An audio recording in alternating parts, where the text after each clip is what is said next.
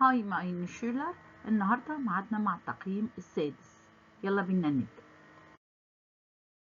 السؤال الأول طبعا زي ما احنا شايفين عبارة عن تكست، هنقراه وبعد كده نحل الأسئلة.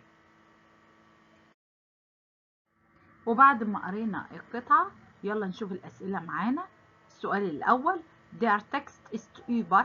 التكست ده بيحكي على ايه؟ طبعا الاختيار نمر ب Einkauf im Supermarkt اللي هو التسوق فين في السوبر ماركت. نمرة 2 Familie أمير kauft. Familie أمير هتشتري ايه؟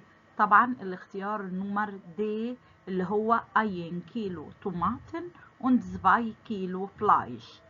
نمرة 3 das Lieblingsessen اللي هو الأكل المفضل von den Kindern ist بتاع الأطفال بتاع ولادهم ايه هو؟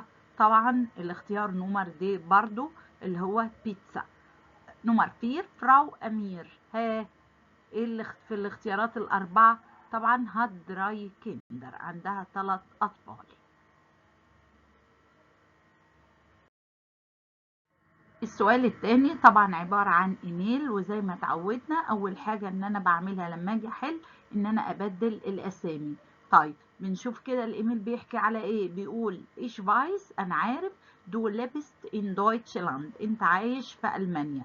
اول سؤال بقى اللي انا هبدأ اتعامل معاه بيقول لي في شمكت داس اسن دورت الاكل هناك عامل ايه؟ ها كيف؟ تمام. طبعا هنا في السؤال على الصفة الحال. لما اجي اجاوب الاكل يبقى يا اما اجاوب بكلمة جوت او بكلمة لكر.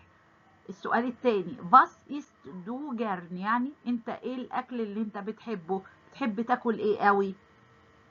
تمام. طبعا هنختار اسهل حاجة. طبعا دو هتبقى ايش ونصرف الفرب مع ايش يبقى الاجابة ايش اسا. هحطوا اي حاجة تتاكل في اي مطعم او في اي مكان. ايه الحاجة اللي انت عايش عليها او بتاكلها؟ ممكن اقول فيش. سهلة قوي.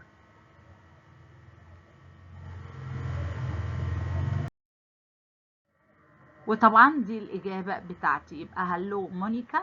وطبعا اللي كاتب مين؟ تامر رد عليها فبيقول لها das Essen schmeckt gut dort. ها وإيه تاني؟